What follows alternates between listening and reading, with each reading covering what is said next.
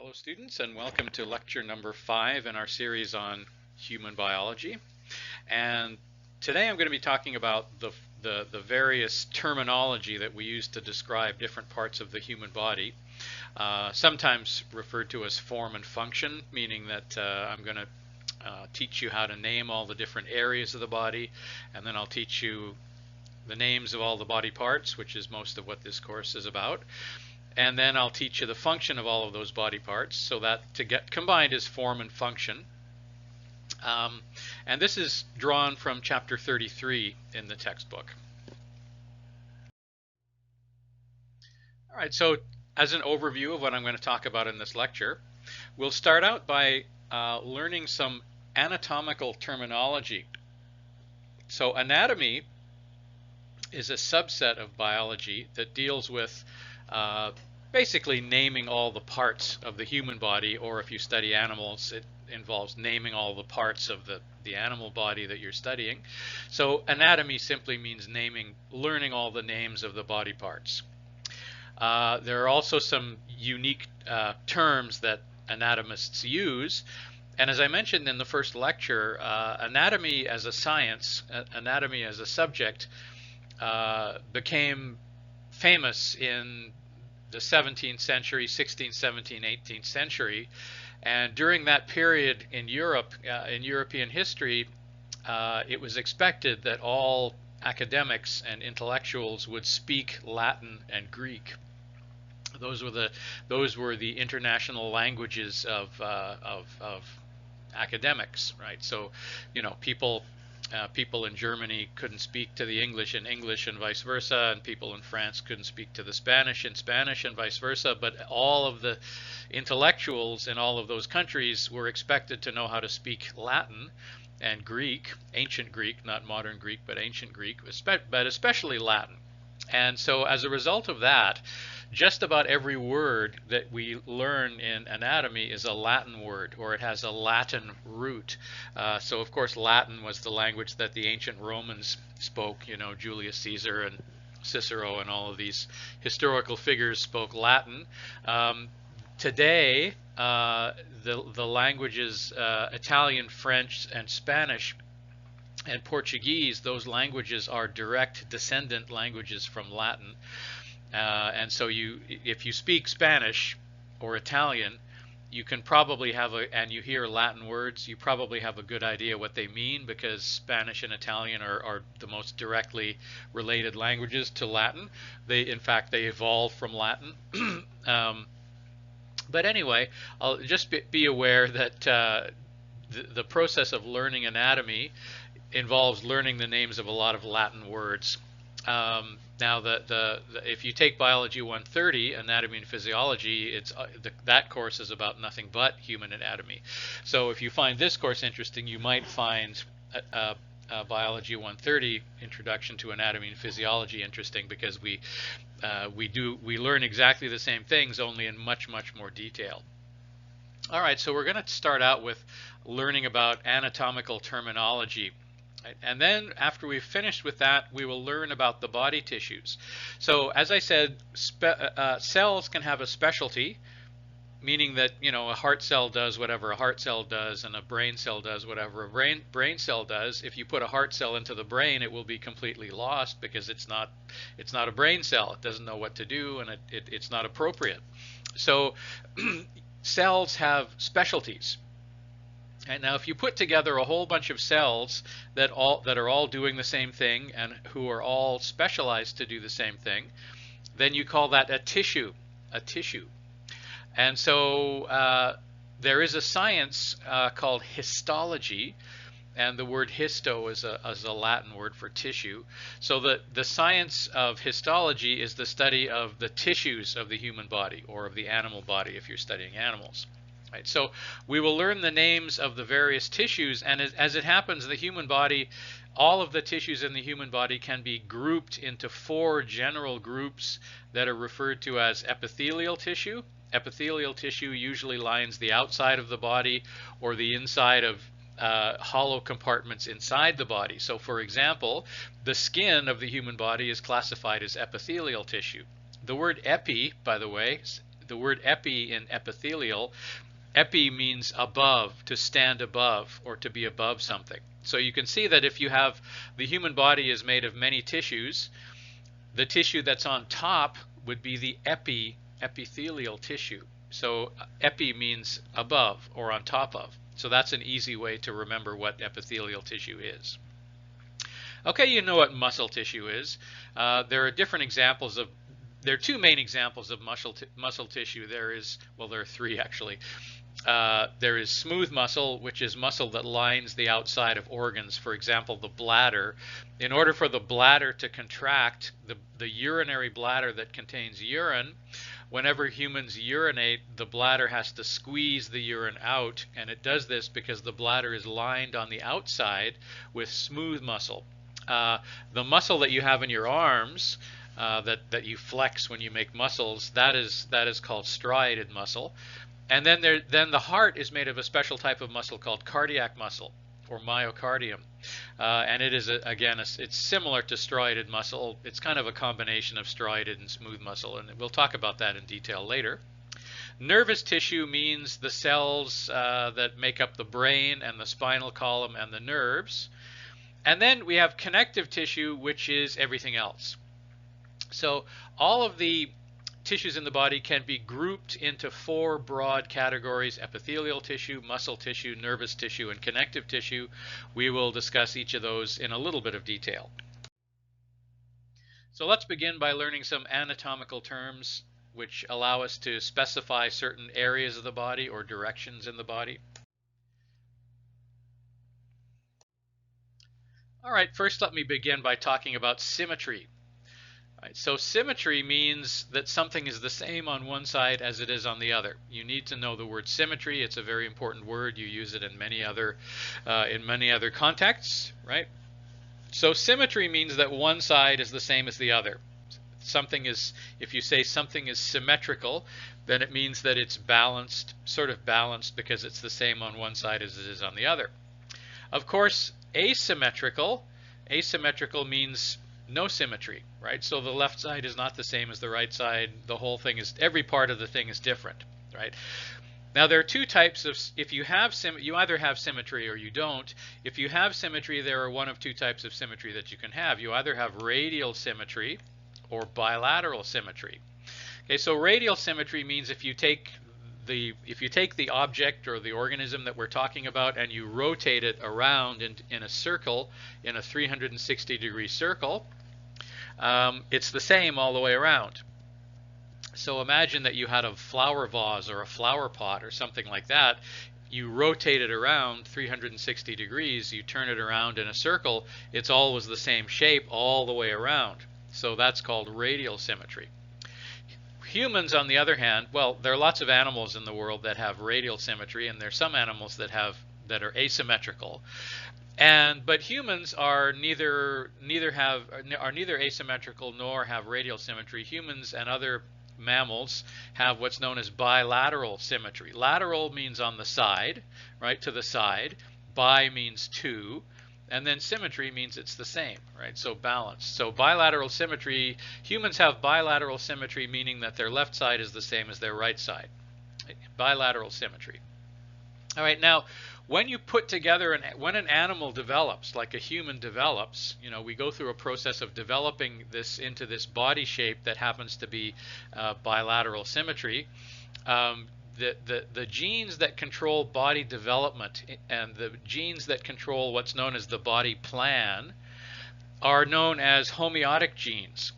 Right? So there are a bunch of genes, a couple hundred genes in the human genome that are responsible for developing us into having two arms and two legs and a left eye and a right eye and a left ear and a right ear and so on. And those are a very important class of genes called the homeotic genes. And if you take Biology 234, the genetics course in second year, you will learn about the homeotic genes. Okay, so the homeotic genes are a set of genes that control the development of the body as an animal or a plant is developing. And generally, if an animal or a plant has bilateral symmetry, it's because of the presence of certain homeotic genes. If those homeotic genes become broken, in order to breakage of a gene is usually referred to as mutation. Mutation simply means that the DNA sequence was altered. The DNA sequence was changed. We did that exercise in the last lecture where you have, the genetic code and the codons, ACG, GCT, and so on. Something happened to that DNA sequence so that the DNA sequence was changed. Therefore, the sequence of amino acids was changed, and then the protein itself was changed. The new protein, the mutant protein, has a different function, or it doesn't fulfill the function that it's supposed to fulfill. That's a gene mutation. Now, homeotic genes can become mutated by accident or there are various errors that can take place when you're copying a gene. When the cell divides, you have to copy all the genes.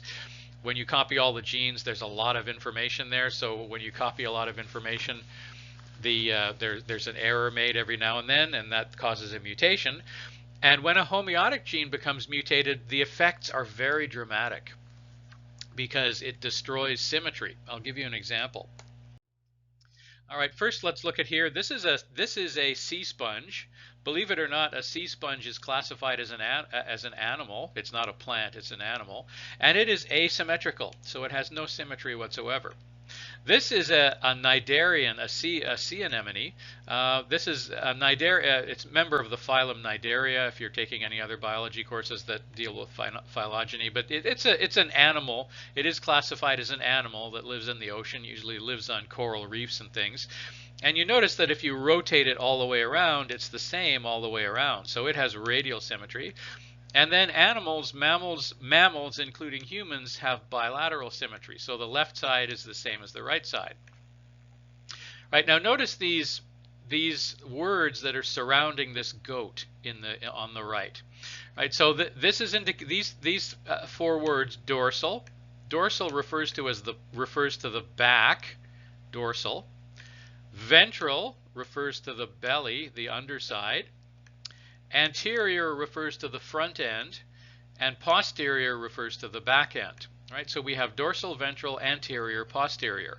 When you're talking about animals that do not walk upright the way humans do, that terminology is fairly simple. So the dorsal is the back, where the spine is. The ventral is the belly. The anterior is the forward end of the animal, where the head is. And the posterior is the backside of the animal. So if you're talking about an animal that walks around on all fours, that terminology is fairly easy to keep track of. All right, so here's a sea sponge. Lack of symmetry, it is asymmetrical. Here we have a jellyfish. If we're going to be a proper biologist, we would not call it a jellyfish. The proper technical name for a jellyfish is just a jelly, because in order for something to be, if you're talking to a real biologist, in order for something to be a fish, it has to have fins and a tail. A jellyfish doesn't have that, so we just call it a jelly. Okay, and then we have humans, which are an example of mammals that have bilateral symmetry. The right side and the left side is a mirror image of the right side. Right? And then we have a central line right down the middle, which is called a sagittal plane. I'll talk about that later in a minute. The sagittal plane, a mid-sagittal plane, is the dividing line that divides the human body straight down the middle. And then we have bilateral symmetry on either side of the mid-sagittal plane. Okay, now the homeotic genes that I promised to tell you about. Right, so here we have a fruit fly. These are pictures of fruit flies. And you may notice that normally a fruit fly, if you've ever taken a close look at one, the reason why do we care about fruit flies? Well, a lot of the genetic research that was done in the last century was done with fruit flies because, first of all, it's illegal to do experiments with humans, so you can't deliberately mutate genes in humans and then see what happens, but nobody cares if you manipulate and mutate genes in a fruit fly. And so for 100 years we've been doing lots. For 100 years we have learned a lot of what we know about the behavior of genes and the function of genes by doing experiments with fruit flies. And the technical name for a fruit fly is Drosophila melanogaster. Drosophila melanogaster. I did a large chunk of my PhD studying genetics, the genetics of chromosomes in fruit flies. So I kind of have an affection for fruit flies, even though most people hate them. So here we have some photos of fruit flies. Now, if you've ever taken a close look at a fruit fly, you know that it has only 2 wings. But there is a gene, there is a homeotic gene that's responsible for making sure that the fruit fly has only 2 wings. And if you mutate that gene, you can end up with a fruit fly that has 4 wings instead. All right, now this picture at the top is an even more extreme example. This is horror movie stuff. This is stuff out of science fiction movies. So here we have the head of a fruit fly.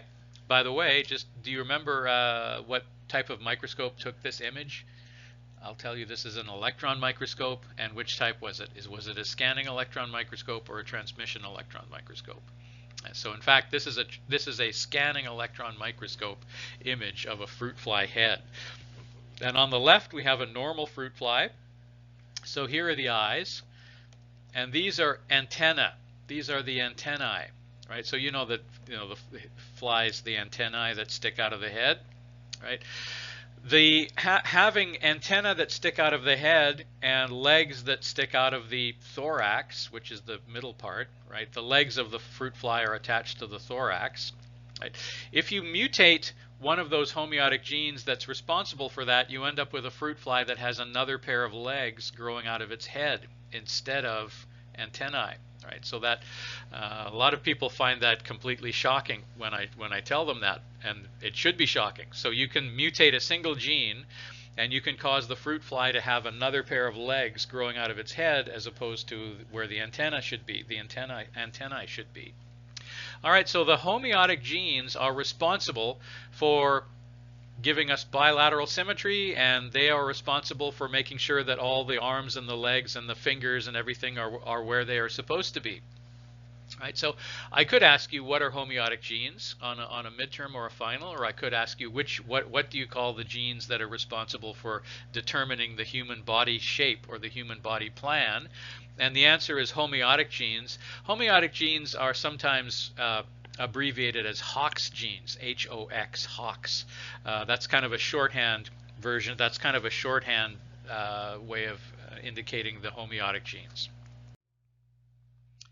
All right, so humans have bilateral symmetry. Now, when we're studying human anatomy, we sometimes, just for convenience, we pretend that we are slicing the human body into 2 pieces so that we can look at what's inside. So we slice the human body into 2 pieces along what are called imaginary planes, right? So the 3 planes that we normally use to discuss parts of the human body include a sagittal plane or a mid-sagittal plane. The word sagittal means down the middle, running from front to back, and mid-sagittal means in the exact middle of the body, running from front to back. Transverse means cutting through the short axis of the body in the middle. I'll show you pictures of these in a second. And a frontal plane is an imaginary plane that cuts the body from left to right down the middle, but from left to right across. Okay, so a mid-sagittal plane means through the middle of the body from front to back along the long axis. So an axis is something that the word axis, you know what an axis is on a car, for instance. It's the pole that runs through the wheels. So the wheel rotates around an axis, right? So an axis is something that something can rotate around. So the long axis of the human body refers to, if you go from the head to the feet or from the feet to the head, that is longer than if you go from side to side, right? So that's what I mean by the long axis of the body. Frontal plane cuts through the middle of the body but from side to side along the long axis. And then a transverse plane is one where you have a long axis, but you don't cut it along the long axis, you cut it along the short axis. Right, so the term transverse is sometimes contrasted to the term longitudinal. So if you cut long ways down the body, that would be a longitudinal cut, whereas if you cut along the short axis, that would be a transverse cut. Okay, let's have a look at what I mean. So here Here is the middle axis, the midline of the body. And if we cut the body from front to back like so, that is a mid-sagittal plane. If we cut the body along the long axis from side to side like so, that is a frontal plane.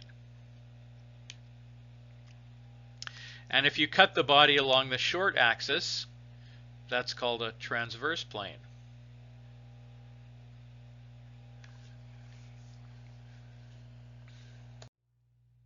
All right, so here they are individually. We have the frontal plane, we have the sagittal plane, and we have the transverse plane. These are imaginary planes that cut through the body and allow us to talk about directions and so on. Okay, so these are the three main planes that dissect. The word dissect literally means to cut in two. So these are the three planes that dissect the human body, theoretically, imaginary planes. We don't normally go around cutting up the human body, but it does happen.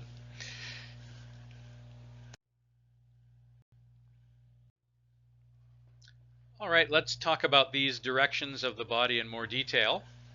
Right, so as I showed you with the picture of the goat, the dorsal side refers to the back, where the spine is.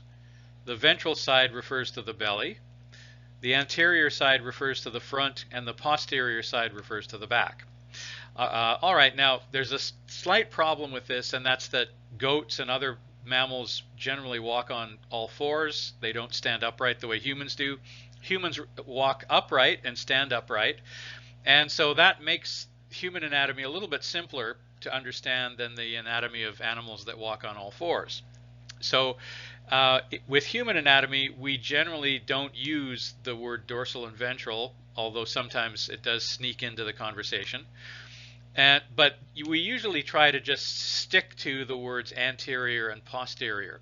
Right? So when a human is standing up, the front side of the human, where the belly is called the anterior side.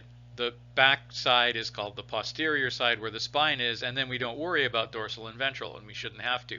However, sometimes people do allow, people who are not proper anatomists sometimes use dorsal and ventral as well, not proper human anatomists, I should say. And so sometimes many people will use dorsal and ventral when referring to humans as well. So if that happens, just remember that when you're talking about humans, the term dorsal and posterior mean the same. The term dorsal and posterior mean the same thing. And the term, when you're talking about humans, the term ventral and anterior mean the same thing. Right? The term anterior and ventral mean the same thing. If you're talking about an animal, they mean different things. Now, superior means above, and inferior means below. Okay, that's fair enough, simple enough. But in what context, right? So you know that the head is superior to the feet, right? That is true. What if the person is standing on their head? Does that mean that the feet are superior to the head now? And the answer is, if you're talking about anatomy, the answer is no, because if you're studying anatomy, we have something called the standard anatomical position. Standard anatomical position for the human body is where a person is standing upright with their arms slightly out, their arms slightly out from their sides, and their feet facing forward and their palms facing forward, right? So the palms are considered to be the anterior surface of the hand, and then the back side of the hand is the posterior surface of the hand, right? So the front side of your head is the anterior side of your head, and so on. So if you have a person, you imagine a person standing upright with their feet facing forward and their head facing forward and their palms facing to the front, that is called standard anatomical position. And we always refer to the body parts as if, when we talk about the positioning of the body, we always refer to one body part as being superior or inferior to another body part, assuming that the person is standing in anatomical position, even if they're not. Right, so even if you're standing on your head, the head is still superior to the feet. right? And the feet are still inferior to the head. Okay, now the next two terms, proximal and distal, are much harder to understand. Generally, when you're learning this for the first time, these are harder to understand. Proximal means close to, and distal means far away. Usually in the context of anatomy, when we talk about proximal and distal, we're talking about how close are various parts of the limbs. The limbs are the arms and the legs. Right? The arms including the hands, and the legs including the feet. That's what the word limbs means. Right now, if you take the torso of the human body, that's the chest area, and the chest and the stomach area, right? That is called the torso, human torso. And the limbs, the arms and the legs and the head, are attached to the torso.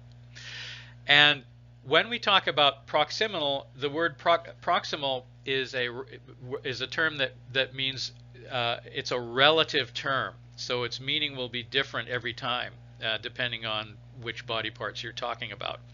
So the word proximal means closer to the torso, and the word distal means farther from the torso. Right? So listen very carefully, because this is hard to grasp the first time. If I'm referring to my elbow and my hand, think about that, right?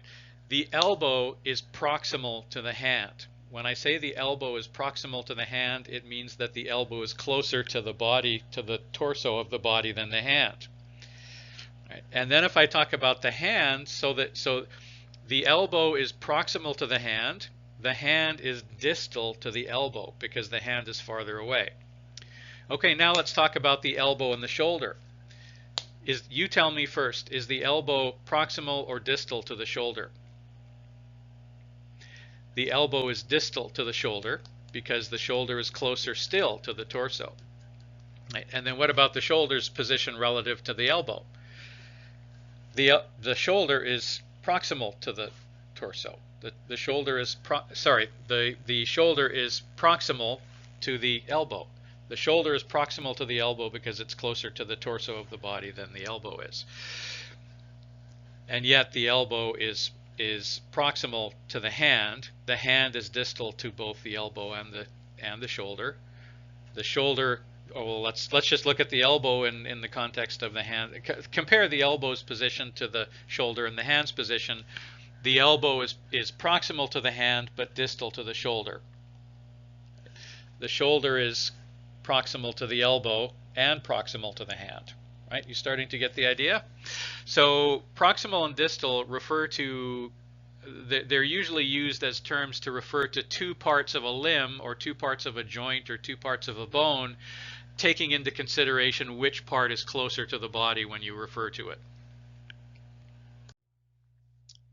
All right, so just continuing with dorsal versus ventral. What do you call this fin on a shark? Do you know? Right, that is normally referred to as a dorsal fin. And then these two fins on the belly side of the shark are the ventral fins. Right, so that's the case if you're talking about an animal that does not stand upright. You would use the terms dorsal and ventral, and the terms anterior and posterior differently. They would mean different things. When you're talking about a human, right, this entire side is the posterior side, and this entire side on the front is the anterior side, the anterior part of the body. Okay, now this diagram is taken from the side. The word lateral means the side, right? So this is what's known as a lateral view of the human body. This is a lateral view of the human body. Okay, and if you look at it from the side, you can see that the upper part of the human body has certain compartments or cavities, hollow compartments known as cavities in it. Right? Now they're not obviously empty, the cavities, but they are compartments or cavities that contain organs. All right, so you will have to learn these terms. Okay, so another term for the head, another term that is often used for the head, is the cranium. And so this part here where the brain is contained inside the cranial cavity. Right? So the skull is actually, you know, the skull, that bony part that surrounds your brain, is sometimes referred to as the cranium. And so the compartment, the cavity that contains the brain, is called the cranial cavity. Okay, now the brain continues on down the spine, so there is a small hollow compartment that we call a backbone or a backbone, and it is also referred to the inner part of that spine. The backbone is called the spinal cavity. Right. Now here inside this cavity we have the pelvic bones, and we'll learn about the pelvic bones later, but therefore this compartment in the human body is referred to as the pelvic cavity. Up here we have the thoracic cavity. Right? This part of the body is called the thorax. The thorax. Right? The thorax contains the heart and the lungs. And then this part of the body is called the abdomen, and the hollow part inside the abdomen is called the abdominal cavity. The abdominal cavity contains mostly just the human intestines. Right, so the human intestines are located in the abdominal cavity. The human lungs and the human heart are located in the thoracic cavity.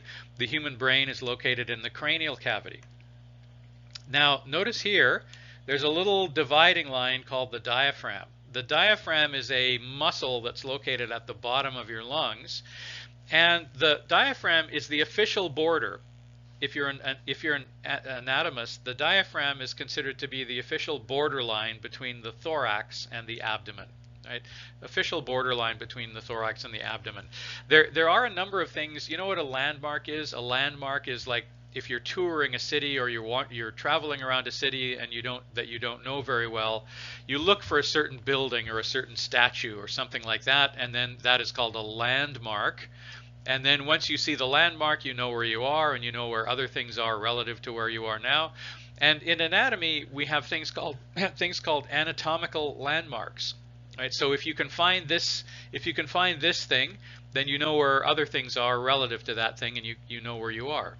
Right? So the first anatomical landmark that we're going to learn about in this course is the diaphragm. Right? So the diaphragm is an anatomical landmark that indicates the division between the thoracic cavity and the abdominal cavity.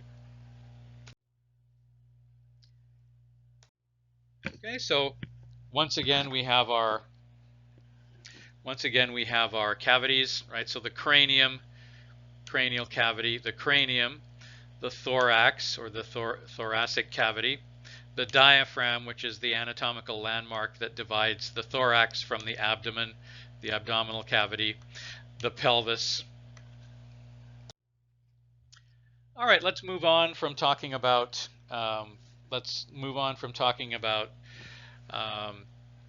anatomical terminology and move on to histology, where we study the tissues of the human body. So as I said, all of the tissues in the human body can be divided into one of four broad classes: epithelial tissue, muscle tissue, nervous tissue, or connective tissue. Now, when we talk about connective tissue, we cheat a little bit because we can't really we can't really classify every tissue in the human body as belonging to these four. The connective tissue is a very broad category that contains 6 subgroups that bear very little resemblance to each other, with the only the only thing they have in common is that they are not any of the other 3, and they are usually used. These 6 types of connective tissue are usually used to connect any of these other things together, right? So muscle tissue, for example, is located right underneath the epithelial tissue, right? So if you in the human body, you have a layer of skin on the outside, and then just under the layer of skin you have the muscles. Right now, between the skin and the muscles, you have a layer of what's known as fibrous connective tissue. I'm sorry, it's loose connective tissue for between the skin and the muscles. Right. So there is a layer of loose or areolar connective tissue between the skin and the muscles, and so then there are other types of connective tissue that join other main categories of tissue. But so anyway, just be aware of the fact that we say that all of the tissues in the human body can be divided into 4 categories, and the 4th category, connective tissue, is subdivided into 6 additional categories. Okay, starting with epithelial tissue, it lines the outer surfaces of the body as well as internal compartments. There are actually three types of epithelial tissue, and we'll have to learn all of those. There are three types of muscle tissue. You know what muscles are. Muscles contract in order to cause movement, and that movement can be used for various things. There is smooth muscle tissue. As I said, the bladder, for example, is lined on the outside with smooth muscle, so that when the bladder contracts to force the urine out of the body, it's the smooth muscle that does this. We do not actually have voluntary control over most of the smooth muscle. But we do have voluntary control over the skeletal muscle, which is also known as striated muscle. But we don't have any control over cardiac muscle, any voluntary control over cardiac muscle. The heart beats as fast as it's going to beat, and there's nothing you can do about it, right? So that means we have no voluntary control over the cardiac muscle. Nervous tissue includes two main types of cells. One type, the main functional type of cell that comprises nervous tissue is called a neuron. A neuron is the main type of cell that makes up nerves. And as you know, nerves are bundles of neurons that convey signals around the body. Right, so there are nerves that come out of the base of your brain and travel down the spine and then travel out to the body parts. And when you clench a fist, it's because some nerves told some muscles to contract.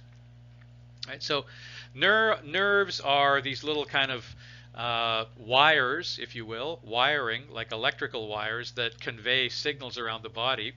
And nerves are made of neurons, which is the main type of cell that conducts these impulses. And then glia cells are the other type of cell that makes up nervous tissue.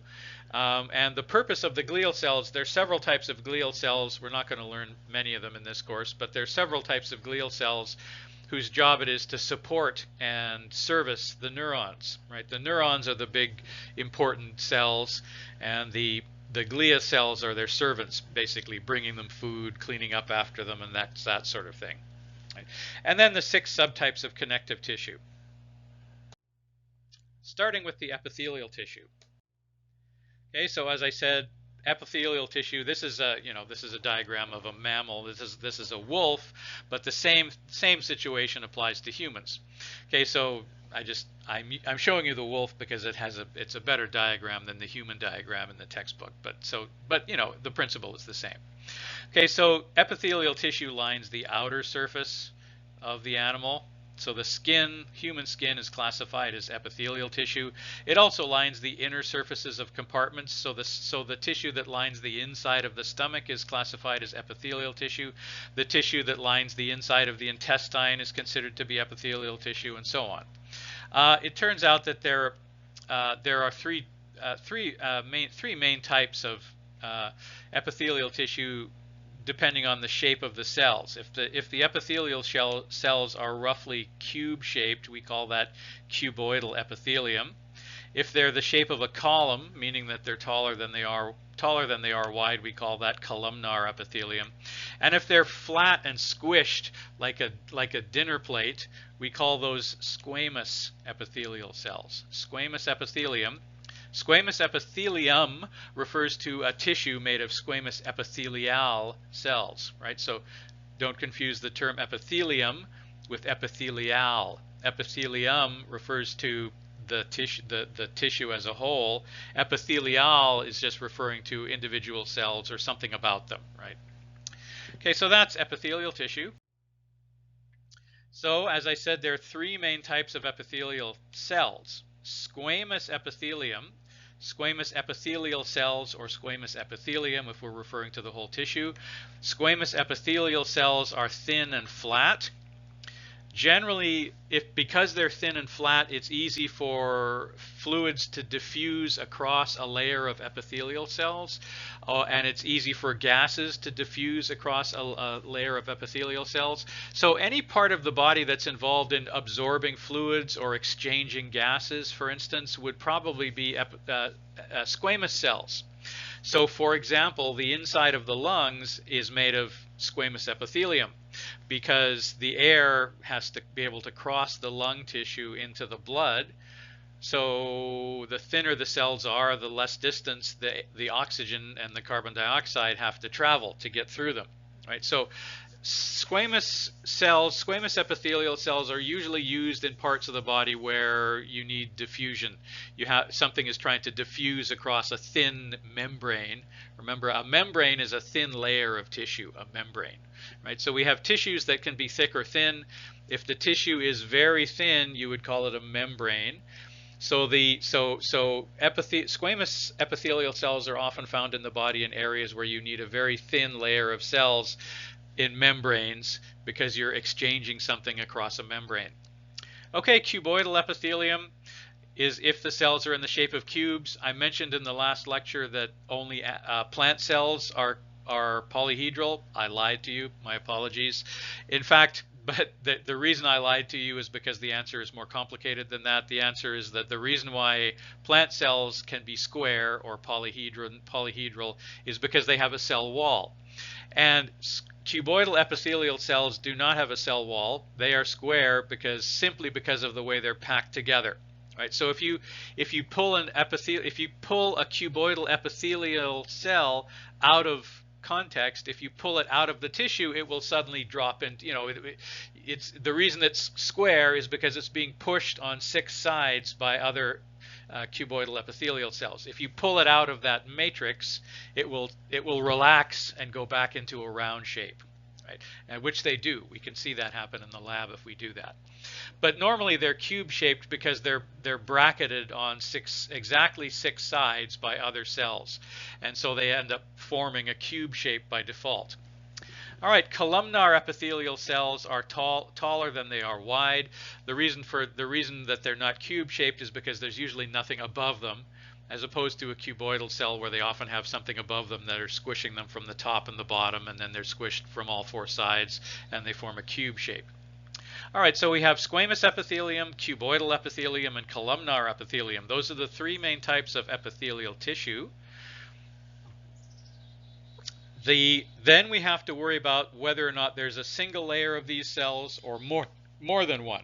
Right? If there's a single layer of cells, you call that simple whatever. Right? So if you have a single layer of squamous epithelium, you call that simple squamous epithelium. Stratified means there's more than one layer. Right? Stratified means you have layers one on top of the other. Right, so if you have 2 layers of squamous epithelium, you would call that stratified squamous epithelium. If you have 2 layers of columnar epithelium, you would call that stratified columnar epithelium. Okay, then there's a third term we have to worry about, which is called pseudostratified. This is where you have kind of an optical illusion where it looks like there's more than one layer of cells, but there is actually only one layer.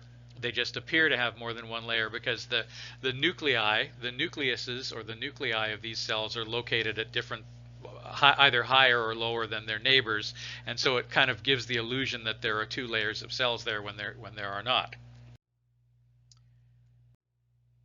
Okay, so here we have epithelial cells. We have simple squamous epithelium versus stratified squamous epithelium.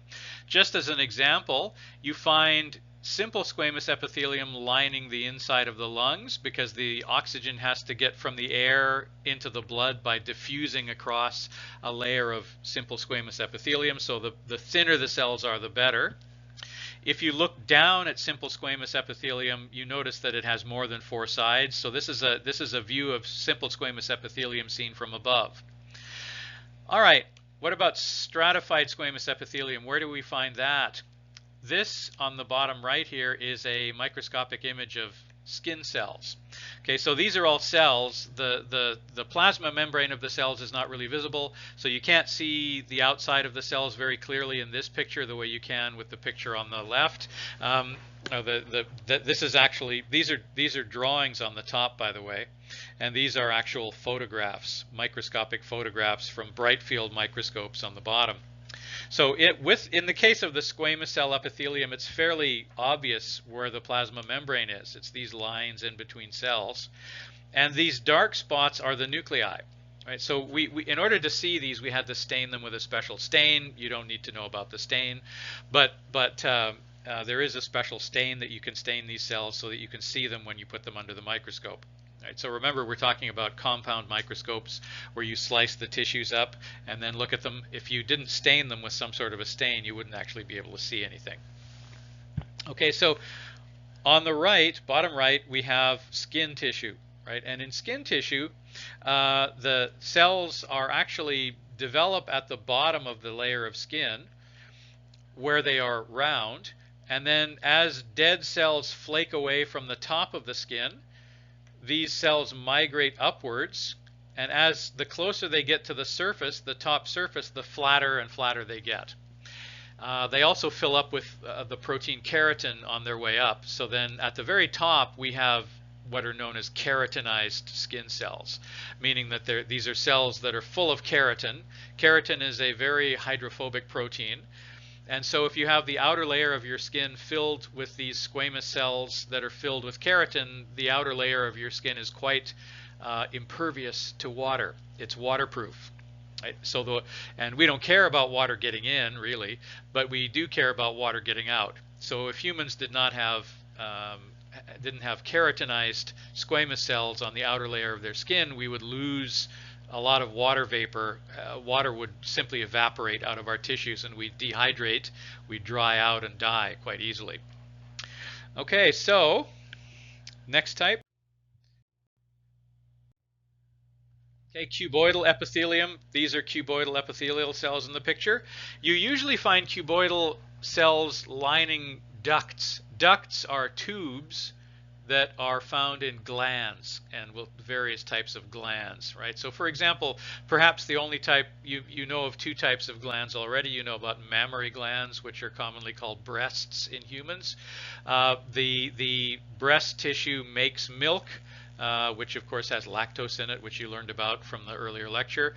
So they make milk, and the milk is carried from the general tissue to the nipple using ducts. Right? And those ducts are lined with cuboidal epithelial cells, and it's actually the cuboidal epithelial cells that line the ducts of the mammary glands that are making the milk. The other gland you might know about are the salivary glands in the mouth, which make saliva. So, and those glands are, again, they have ducts that deliver the saliva into the mouth, and the ducts are lined with cuboidal epithelial tissue. Okay, so how can you tell the difference between cuboidal and squamous cell epithelial? Cuboidal cells look like cubes, and notice that the squamous cells, the simple squamous cells, have more than 4 sides generally, right? So if you have only 4 sides, it's probably cuboid. If you have 5 or more, it must be squamous. So columnar epithelium, you can see the nuclei here. Right? They are all attached to a layer of connective tissue at the bottom, and then we have a hollow space in the middle. This is a very narrow part of a human intestine. So the human intestine, the human esophagus, which is the tube that leads from the mouth to the stomach, that's called the esophagus. The human esophagus is lined with cuboidal epithelium. So is the stomach. The stomach is lined, columnar epithelium. So the human esophagus is lined with columnar epithelium. The stomach is lined with columnar epithelium, and the intestines are lined with columnar epithelium. So the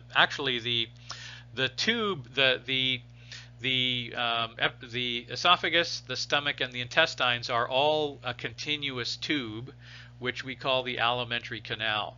I haven't spelled that out for you here, but we'll talk about that when we discuss the digestive system. Okay, so the alimentary canal, the esophagus, the stomach, and the intestines are lined with columnar epithelium, actually simple columnar epithelium. There are some tissues. This is actually pseudostratified columnar epithelium, because you can see in the regular simple columnar epithelium, the nuclei, these are all nuclei. the nuclei are always located at the same level, whereas in this tissue, some of them have the nucleus up high and some of them have the nucleus down low. So it appears that there is more than one layer of cells here, but there actually is not. There's only one layer if you look closely. So if you look closely, you see that even though the cells have their nuclei at different levels, they are all attached to the same, what is called the same basement membrane. Right, so here's the basement of the house. It's called the basement membrane. So all of those cells are attached at one end to the basement membrane, but notice that some of them don't go all the way to the top, and all of them have the nuclei at different levels. So it gives this optical illusion that there's more than one layer of columnar epithelium. Okay, so where do you find these tissues? This is a question I could ask you. I could say, give me an example of where you find simple squamous epithelium. The answer is, one obvious answer is in the lungs. Another answer is in capillaries. And when we talk about the circulatory system, you'll learn what capillaries are. But for now, just memorize that two places where you would find simple squamous epithelium in the human body are the lungs and the capillaries. Where would you find stratified squamous? In the skin.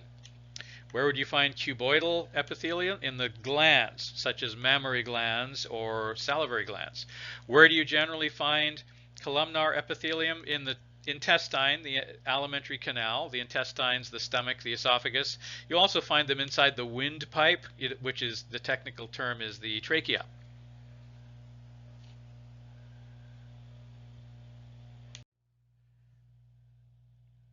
All right, let's move on to the three different types of muscle tissue.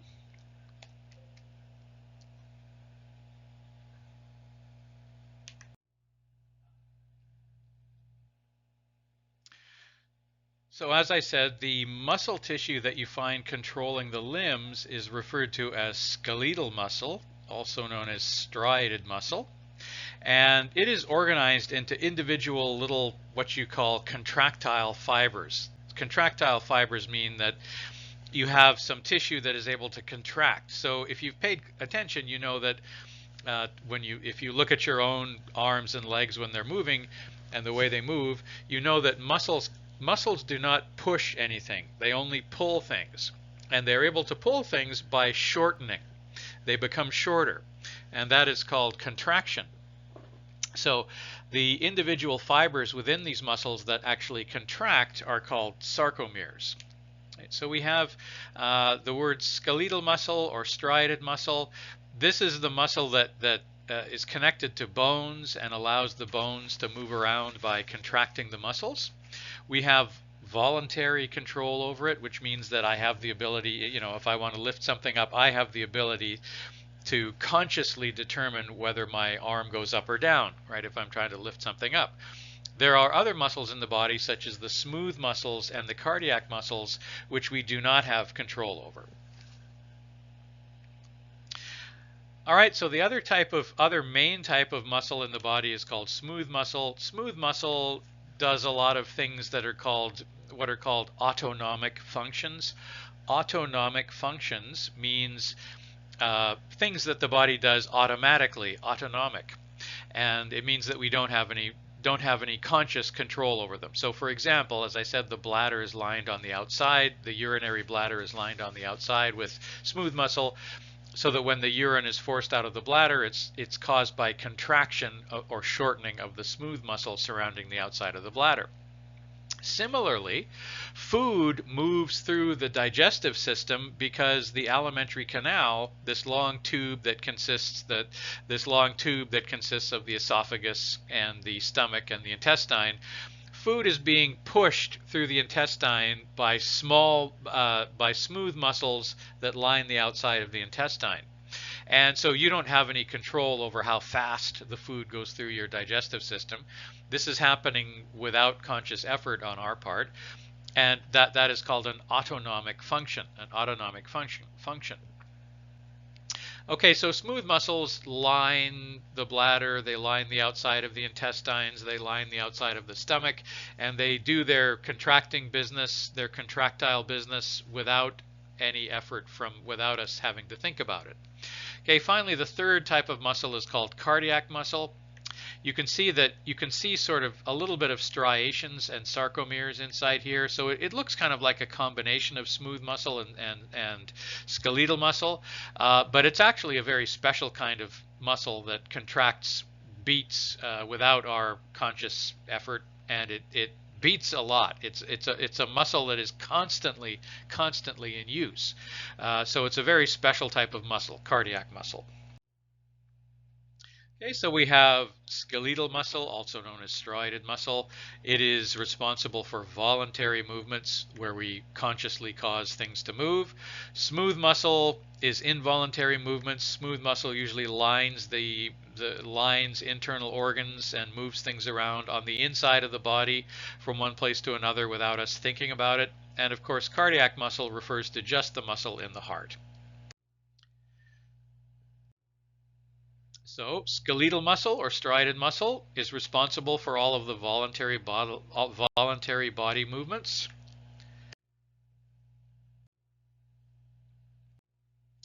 Smooth muscle lining internal organs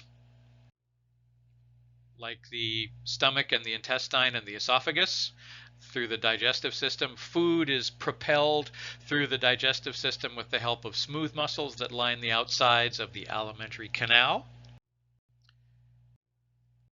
Cardiac muscle, it looks similar. It looks like a mixture of smooth muscle and striated muscle. In fact, it's better than both of those.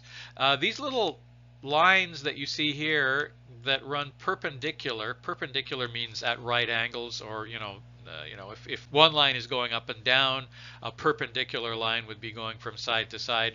So you have the sarcomeres in the cardiac muscle run this way. And then we have these dark lines that run perpendicular to the sarcomeres, and those things are called intercalated discs. Intercalated discs. And intercalated discs are what allows electrical signals that stimulate the heart to be transmitted between fibers of the heart.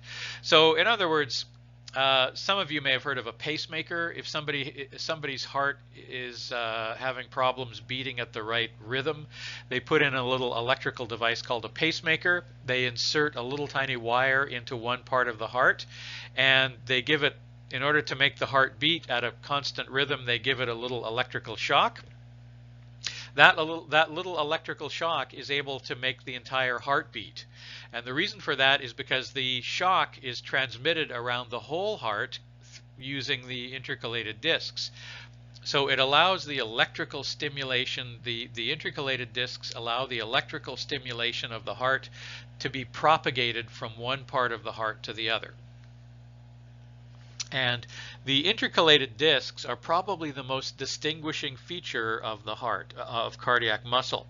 It's a feature that the other types of muscle do not have, right? So if you were a histologist, if you were the type of scientist who spends their time looking down the microscope at tissues, you would be able to recognize whether you're looking at epithelial tissue or striated muscle or stratified squamous epithelium or any other things, including cardiac muscle, based on certain features that it has, right? So if you were looking at a slide and it was a tissue and you didn't know the identity of that tissue, but you saw these lines, you clearly saw sarcomeres with perpendicular lines, dark perpendicular lines, and you would probably know instantly that this is cardiac muscle because of the presence of intercalated discs. So cardiac muscle is present only in the heart. This is the bottom part of the heart, which is called the apex of the heart. You can see all of this thick tissue here is thick cardiac muscle that allows the heart to contract or to beat.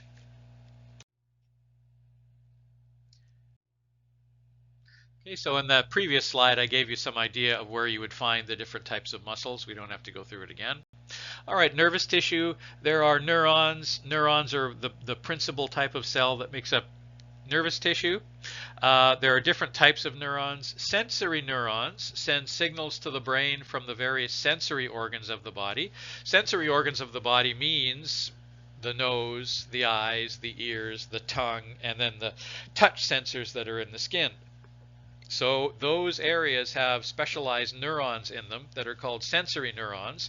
And those sensory neurons will feel touch or pressure or heat, or the eyes will see colors and shades, and the ears will hear audible sounds. The nose will pick up aromas, smells, and the sensory neurons will send all of that information to the central nervous system, which is known as the brain.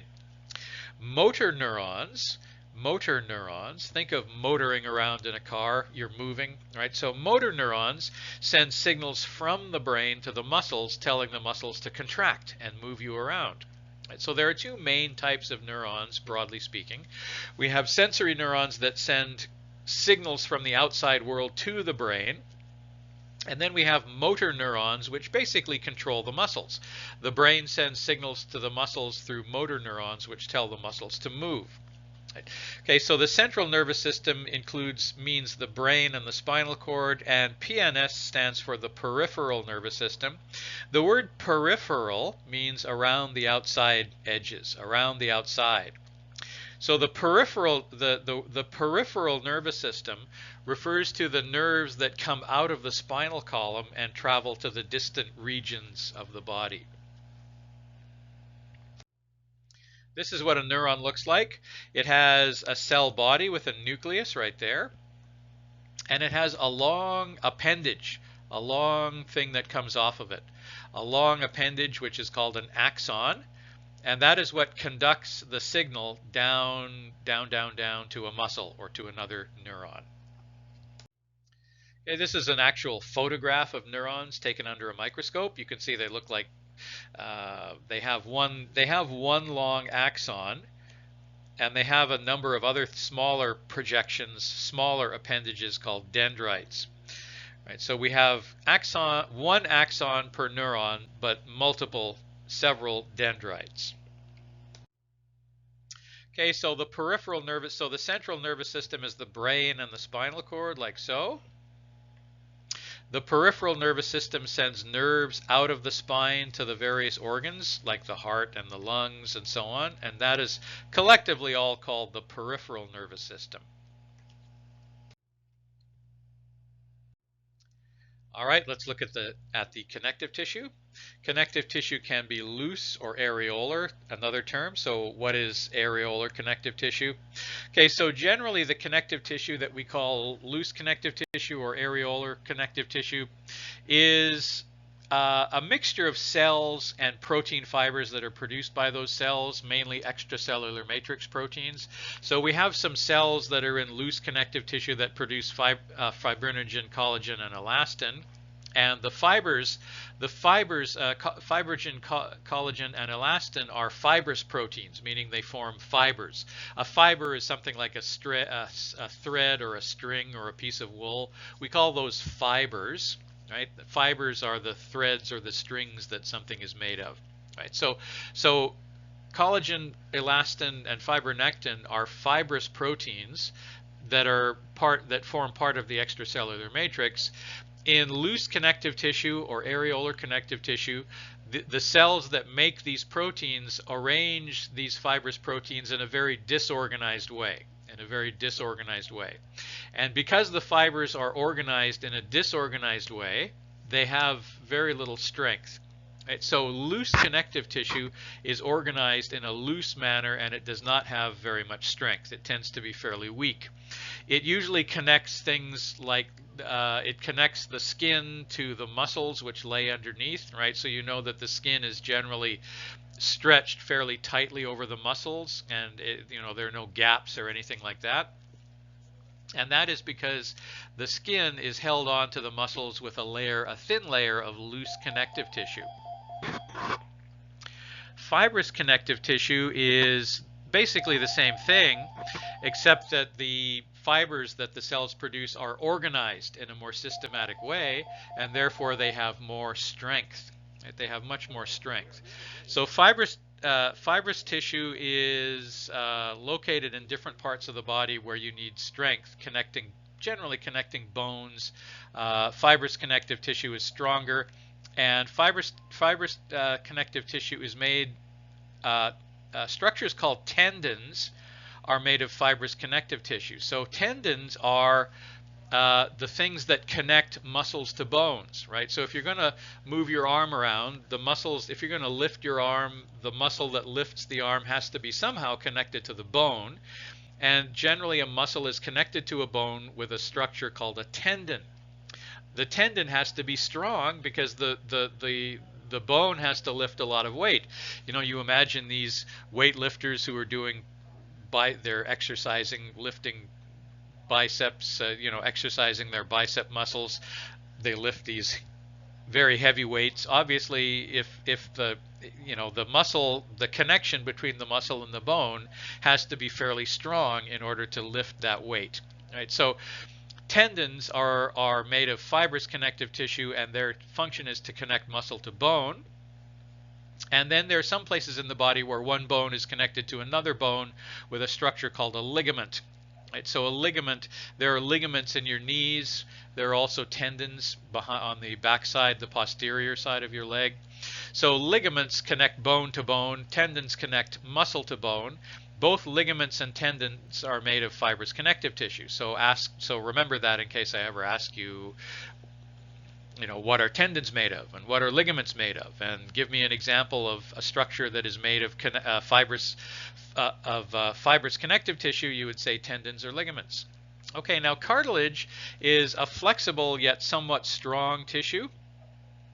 Right, so your ear, your ear is held into a certain shape. It's not amorphous. It's held into a certain shape, but if you bend it, it will bend and then it will snap back, and that's because your ear is filled with cartilage. There are a lot of other places in the body that are filled with cartilage. And cartilage is made by a type of cell called a chondrocyte. Okay, you know about bone. Bone is also classified as a connective tissue. Bone is stronger than cartilage, but not flexible. Right? So there are advantages to having a strong yet flexible structure in your body in some places, while in other places you want to have a much stronger but inflexible structure. Right? So we'll discuss some of that later. Okay, another type of connective tissue is called adipose tissue.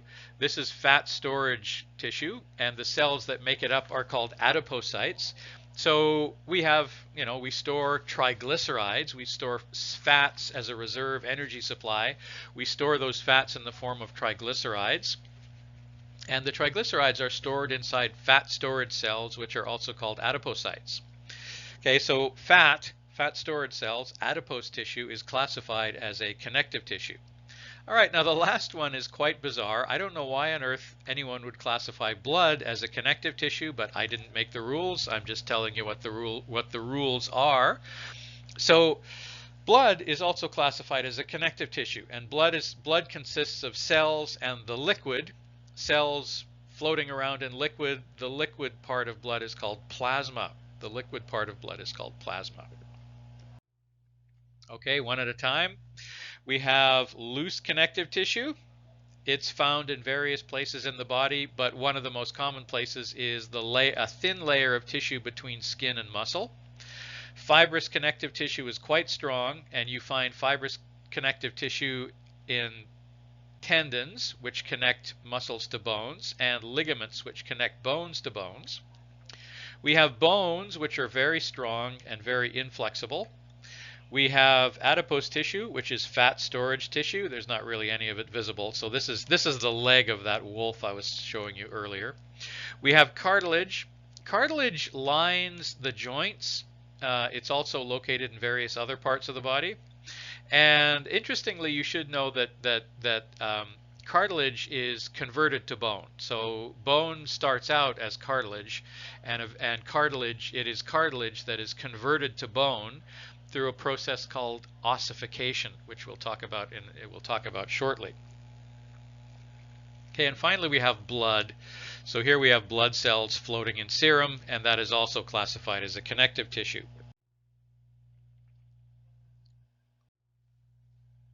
If you look at loose connective tissue, versus fibrous connective tissue, you can see that the fibers of fibrinogen, collagen, and elastin are disorganized in the loose connective tissue, whereas they are laid down in a nice regular pattern, one on top of the other in the fibrous connective tissue, and it's the organization, the regular proper organization of these fibers that gives fibrous connective tissue its strength in order to form ligaments and tendons.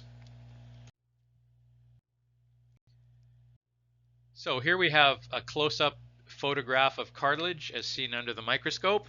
We see these are not individual cells. The cells are these things, but you can see that these cells, called the cells that make cartilage, are referred to as chondrocytes because they produce, in addition to producing fibrinogen, collagen, and elastin, they also produce a very important substance called chondroitin sulfate.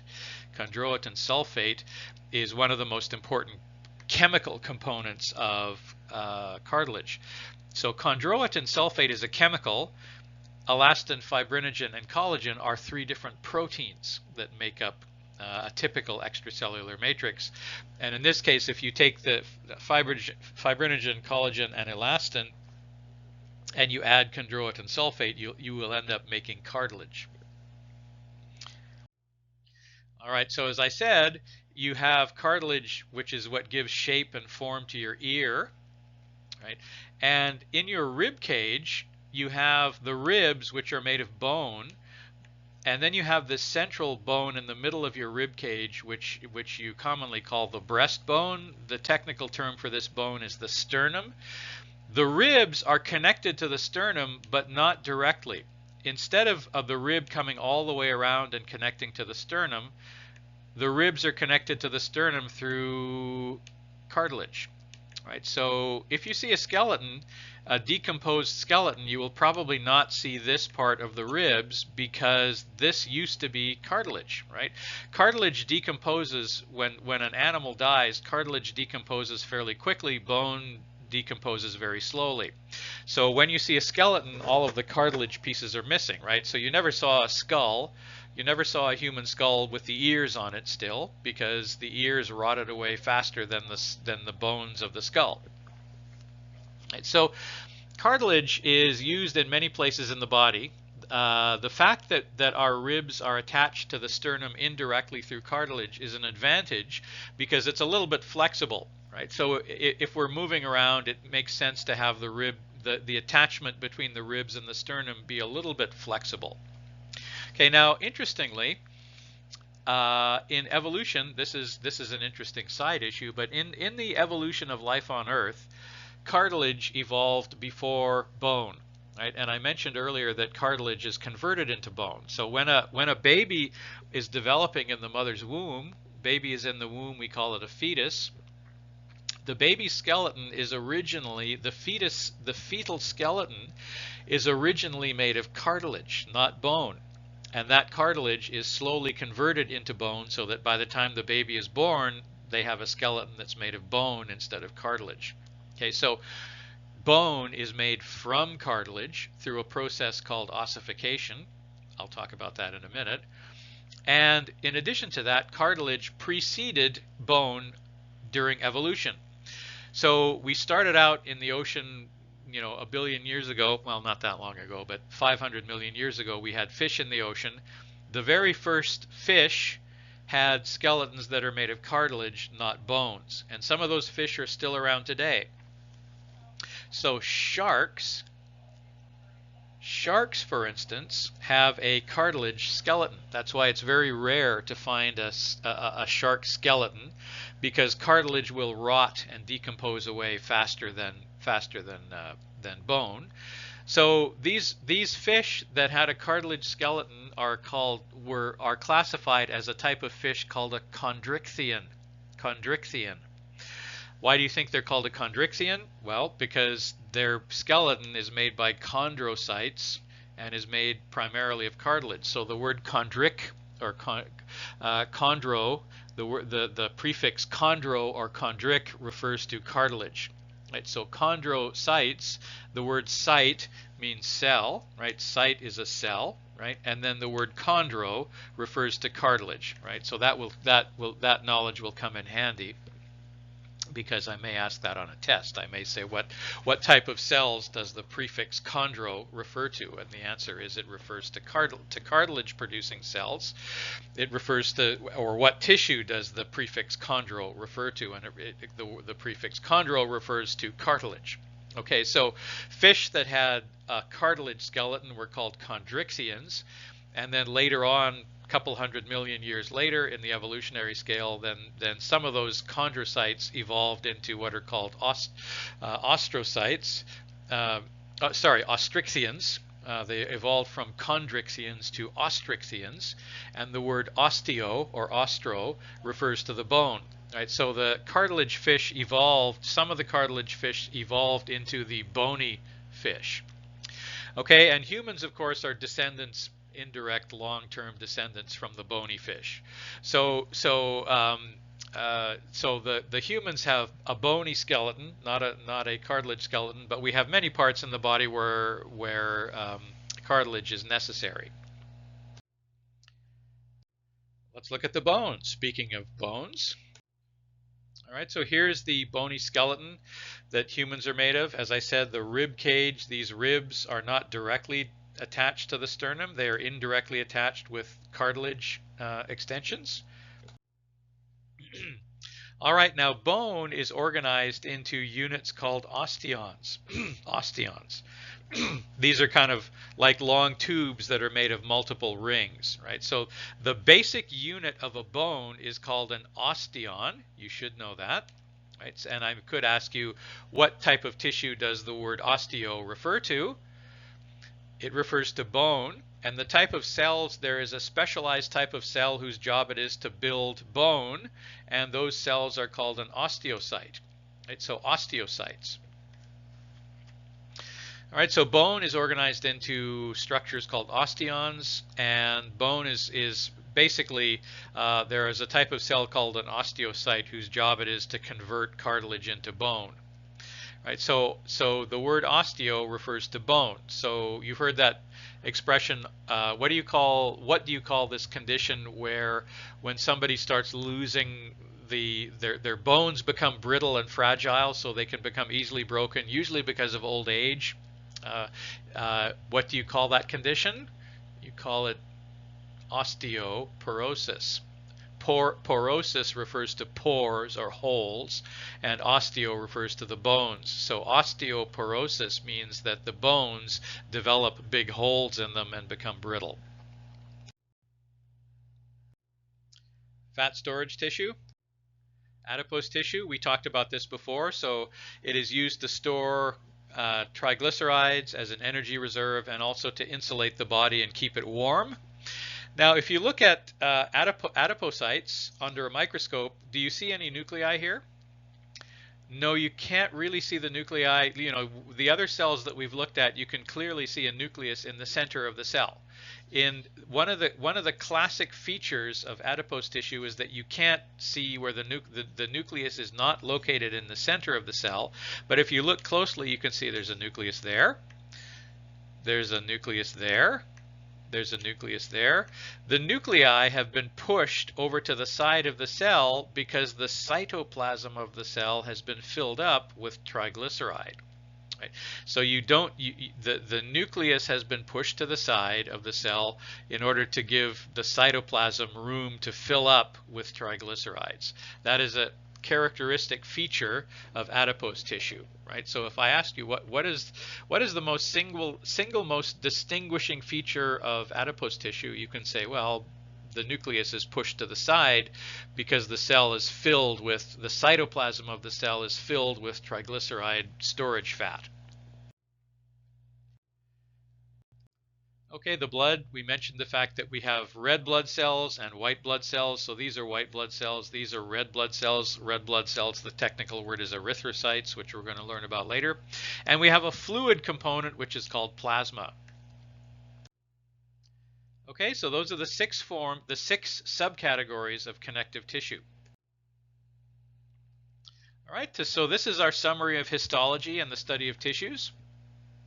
We have epithelial tissue, we have muscle tissue, we have nervous tissue. There are 3 types of muscle tissue. There are 4 types of epithelial tissue, and we further and then we subcategorize the connective tissue into 6 forms of connective tissue: areolar connective tissue, fibrous connective tissue, cartilage, bone, adipose tissue, and blood. Okay, now let's move on from tissues and talk about how the body is studied using systems biology. Right, so systems biology, in the old days they used to teach physicians about the body by just discussing all the things that could go wrong with every single organ. Right? And so just learning all the things that can go wrong, just randomly memorizing the name of every organ and then randomly memorizing everything that can go wrong with every organ, turned out to be a very inefficient way to train doctors. It turns out that humans, we memorize things if we understand their meaning, if we understand how they relate to everybody else, if we understand how one organ is related to another organ and how they interact. The human brain is very good at learning that. Right? So you'll find that if you're trying to memorize any list of facts, it helps if you put them together into categories to see how they're related to one another. So around the 19th century, they switched to a method of teaching medicine where they would teach medical students organ systems one at a time. Instead of learning the name of every organ, you would start out by learning the name of every organ that's involved in an organ system. And an organ system is all of the organs that carry out a particular function.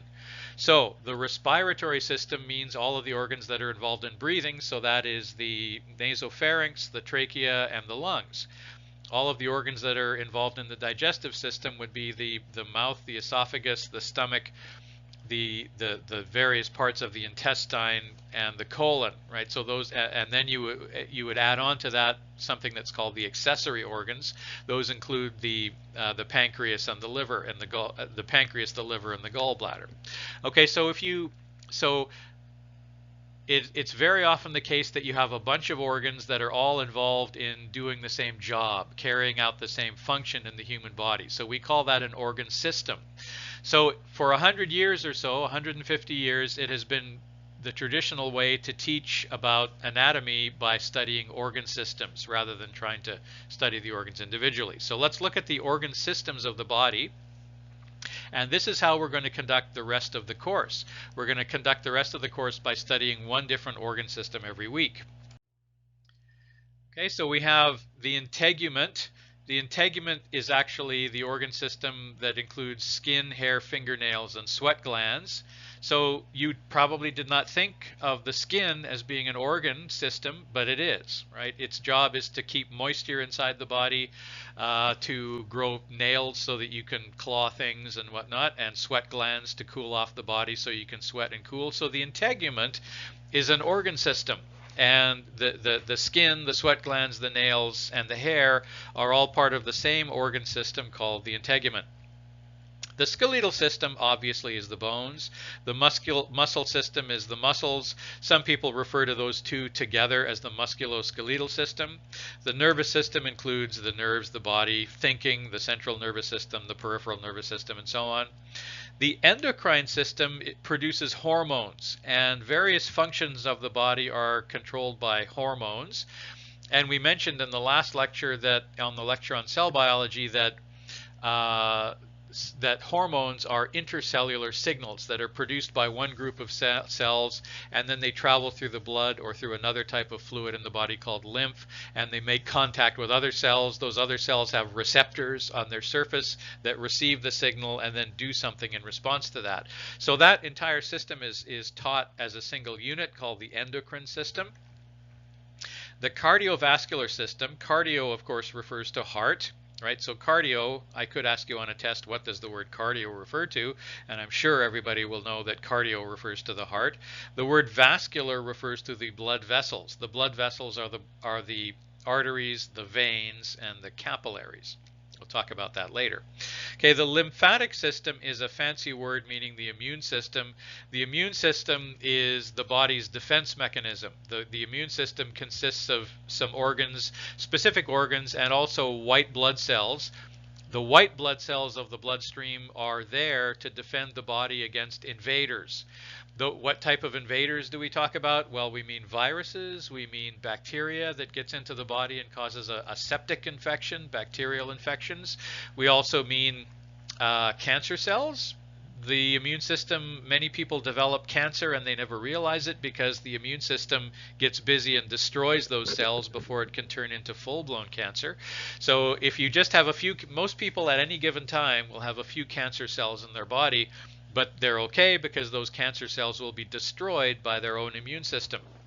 Okay, the respiratory system refers to the breathing, right? So it's the lungs, the trachea. Trachea is commonly called the windpipe. Okay, the digestive system, its job is to digest food and get rid of the stuff that we can't digest. So that includes the mouth, the esophagus, the stomach, the intestines, and so on. The renal system.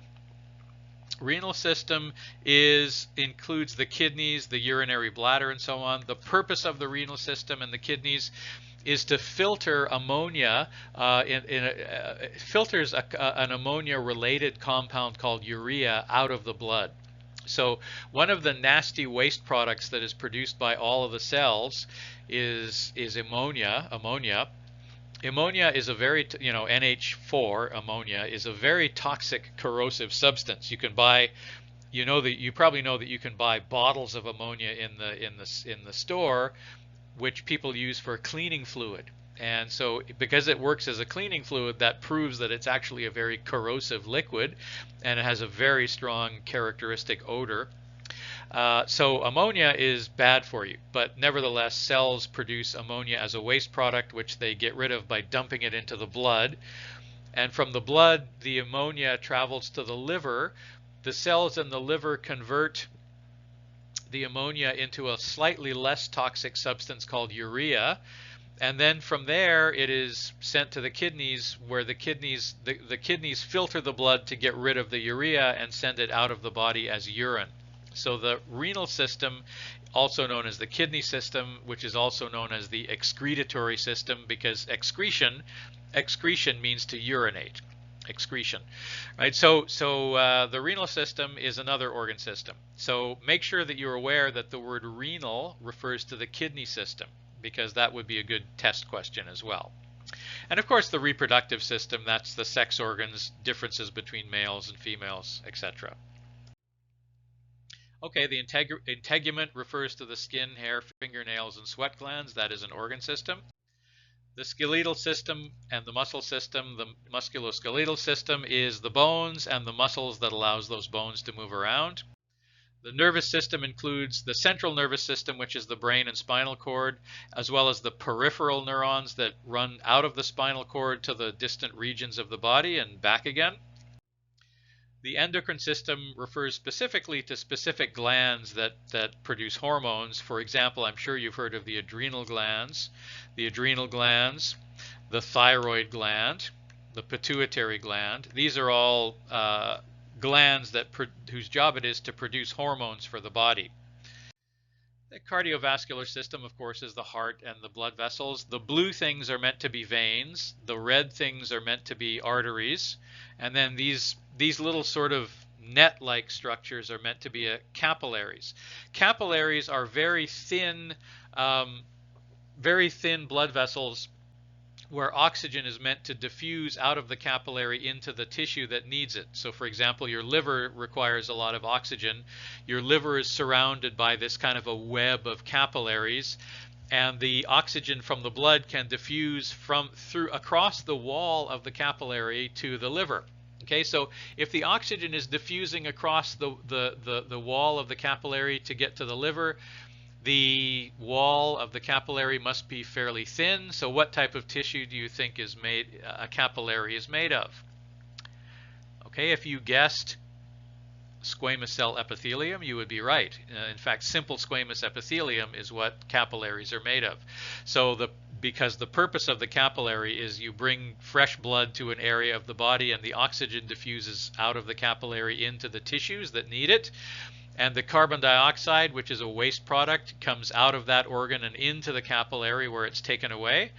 And also the ammonia that's produced by those cells as a waste product diffuses into the capillaries and is taken away to the liver and then to the kidneys and then out, right? So that's why capillaries have very thin walls, because their function is diffusion, as opposed to arteries and veins whose only job is to transport the blood, right? So the oxygen and the carbon dioxide don't diffuse in or out of the blood while the blood is in the veins or the arteries.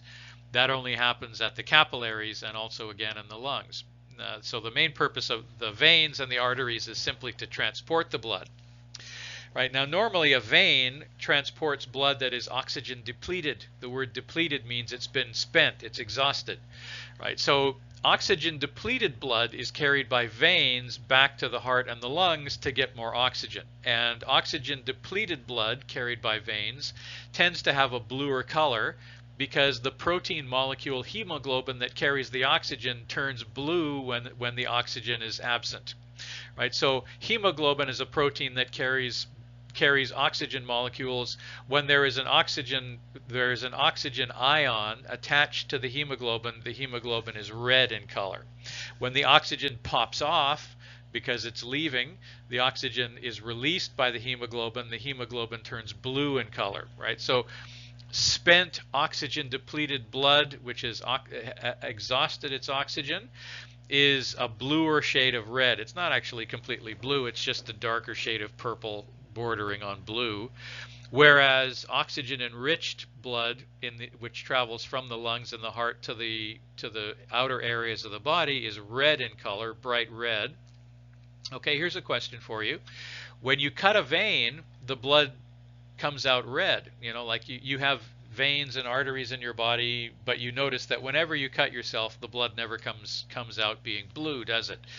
And why is that? Well, of course, the reason for that is because as soon as the blood comes out of the vein, it's in contact with oxygen in the air, and it turns red again because the hemoglobin grabs an oxygen out of the air and immediately turns red. Okay, so that's the circulatory system. Lymphatic system, you're aware that you have a network of veins and arteries in the body, right?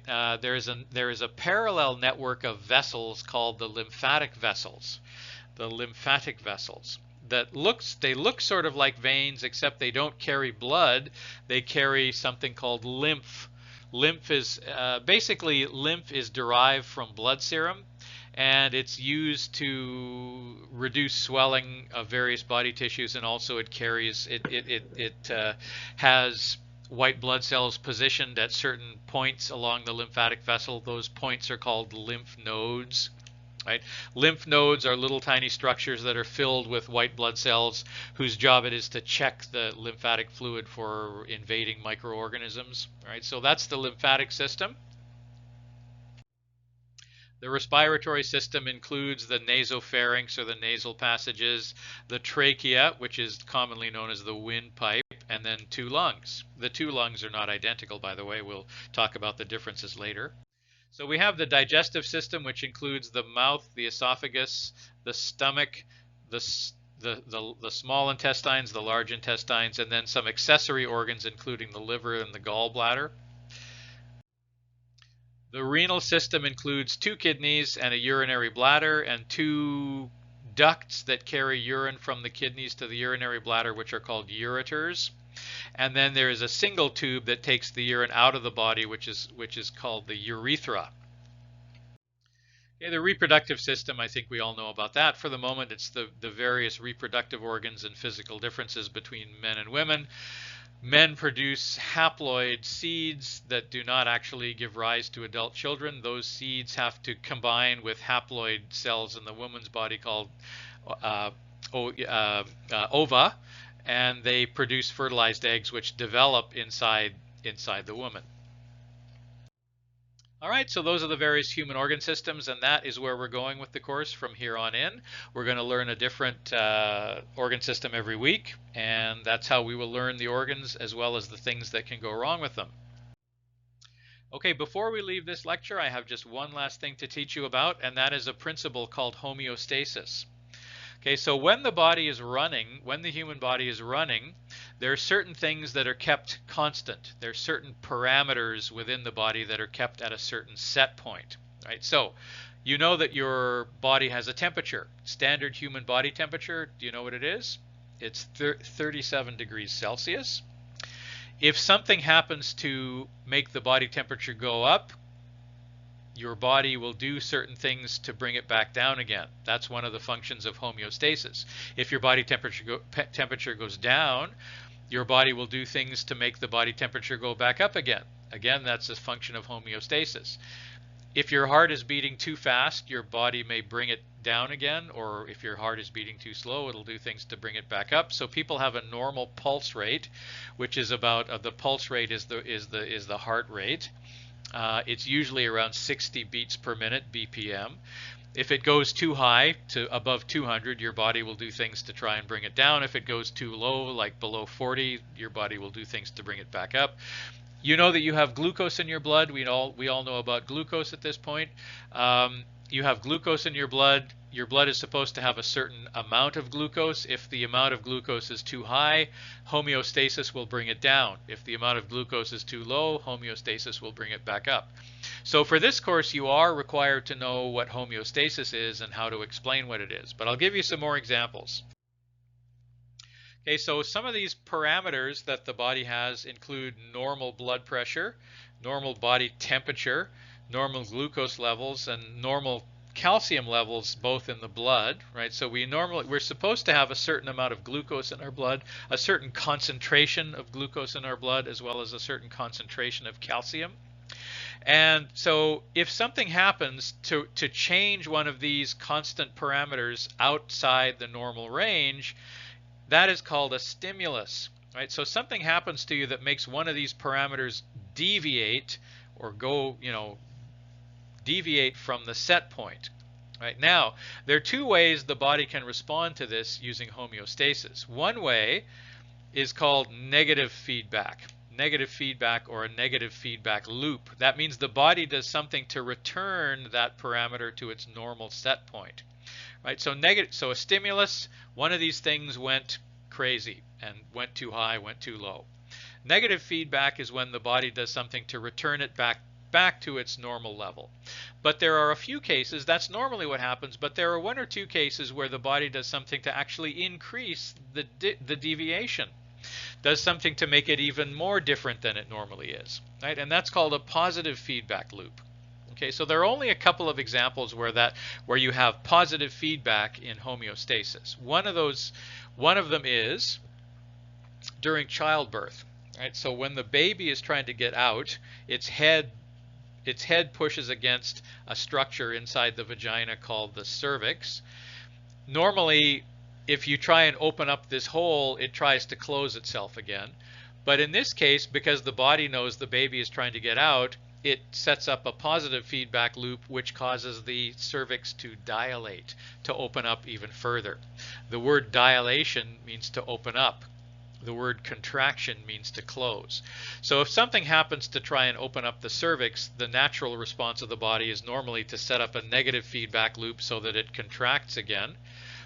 But in the case of childbirth, if there's a baby coming out, the body sets up a positive feedback loop to increase the dilation. So some of you may have heard of childbirth when you talk about contractions.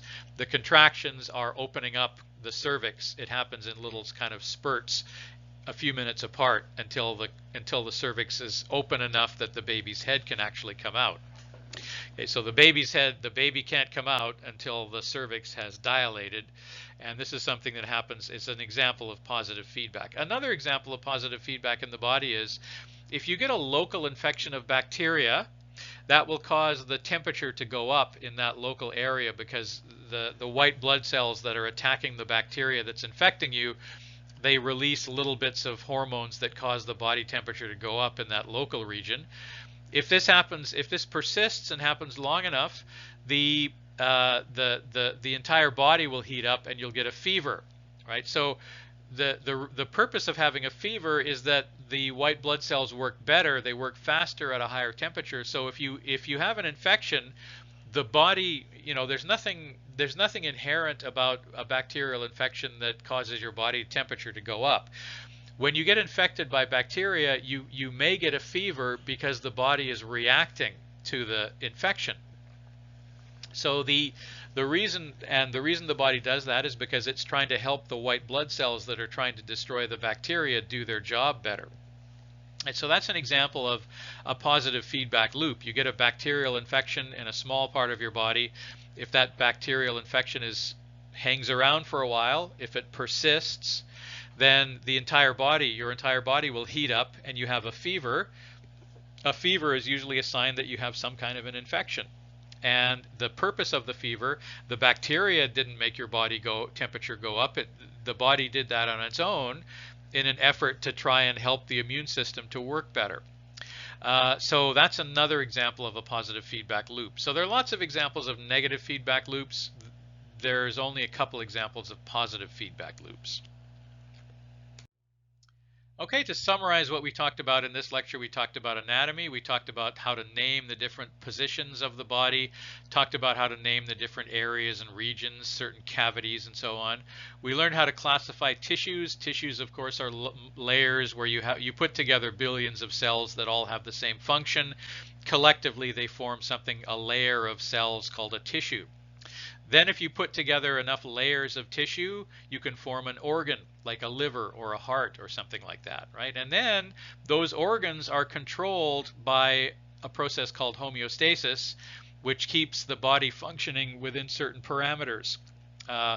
Keeps the body function. Homeostasis is responsible for keeping the body functioning at a certain temperature, at a certain pulse, with a certain concentration of glucose in the blood being carried around to the cells, with a certain concentration of calcium in the blood, and so on. All right, our next lecture will be on the bone system, I believe, and I hope to see you there. Thank you.